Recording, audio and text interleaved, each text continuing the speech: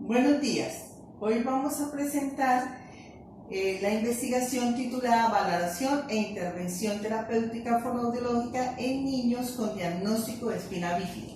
Es una revisión sistemática dirigida por la profesora Luisa Fernanda García y realizada también con la colaboración de los estudiantes Ángela María Vega Mendoza y Lady María Rangel Angulo. Para dar comienzo a esta presentación tenemos una bitácora que consiste en introducción, métodos y trabajos citados.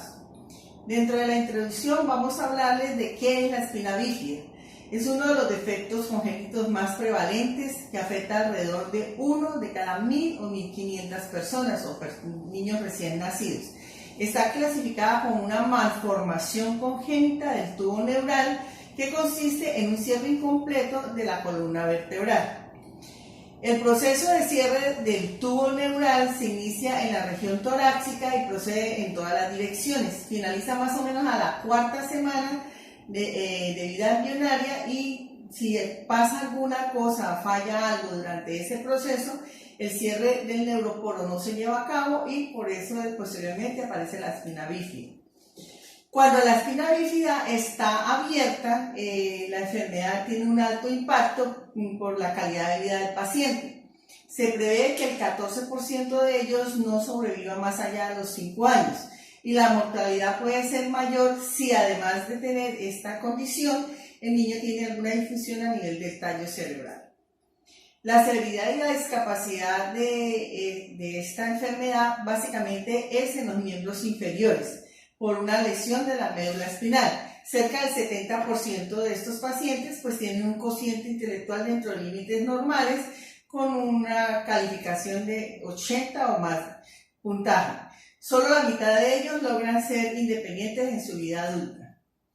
Uno de los problemas más grandes de los niños y las niñas que presentan espina bífida es la hidrocefalia, que ocurre en el 85% de estos pacientes y requieren de una derivación ventriculoperitoneal para prevenir compromisos neurológicos e intelectuales.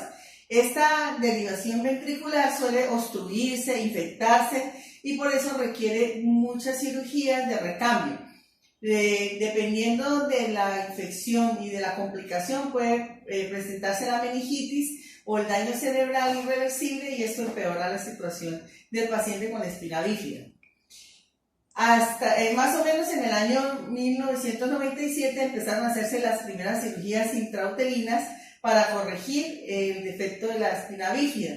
Inicialmente se planteó hacerlo en una gran cantidad de pacientes, pero cuando ya habían operado 200 para el año 2003, se observó que era muy beneficioso y que era excelente y mejoraba la calidad del paciente.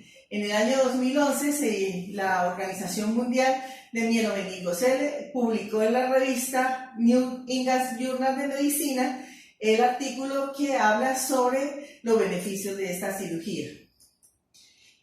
Cuando se revisa cuáles son las características de un paciente que tiene espina bífida, se observa que una de las dificultades más grandes que ellos presentan, por ejemplo, a nivel del lenguaje, es que tienen un trastorno semántico pragmático porque su lenguaje ha adquirido de forma tardía.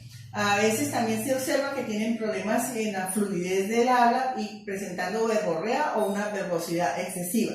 Les faltan habilidades semánticas, tienen problemas para la conversación y el intercambio de ideas, a veces hablan por hablar, no tienen la coherencia y la cohesión del discurso, a veces la comprensión está afectada en diferentes grados. También se observa que a nivel del habla su producción es lenta, un poco dispráxica, tienen algunas dificultades en la pronunciación, sobre todo si han tenido como antecedentes hidrocefalia o si tienen el síndrome de Arnold-Chiari. La mayoría de estos niños tienen una inteligencia normal, pero aún así presentan dificultades a nivel del aprendizaje. Cuando hablamos de los métodos de esta investigación, les podemos decir que es una investigación cualitativa, de naturaleza explicativa, con una metodología de revisión sistemática. Sabemos que la revisión sistemática es la recopilación y la síntesis de unos datos de evidencia científica cuyos sujetos es la investigación o los estudios que tratan del tema a investigar.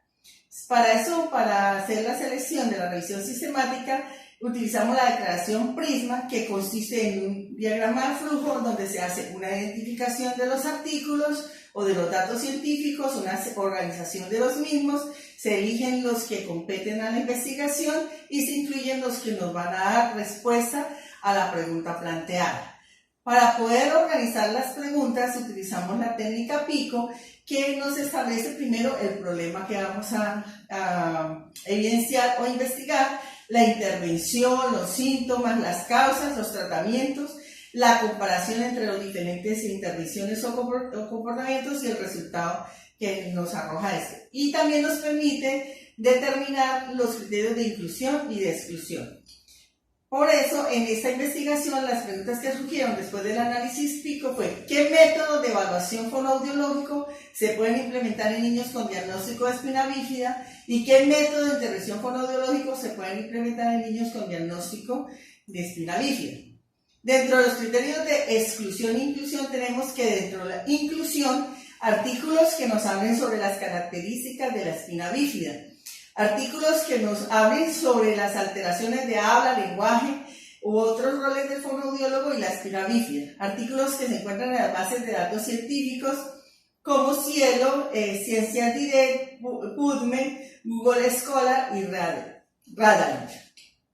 Artículos de menores de 20 años y artículos científicos que nos hablen de la relación que hay entre el lenguaje y la motricidad. Dentro de los criterios de exclusión están los que nos hablen de alteraciones de la patología con respecto al nivel social, de las alteraciones urológicas que presenta este síndrome, artículos que se encuentren en internet que no tengan una organización científica, artículos mayores de 20 años y artículos que no tengan ningún contenido propio del rol fonoaudiológico. Para ellos tuvimos unos trabajos investigados, unos trabajos citados, aquí están presentes. Muchas gracias.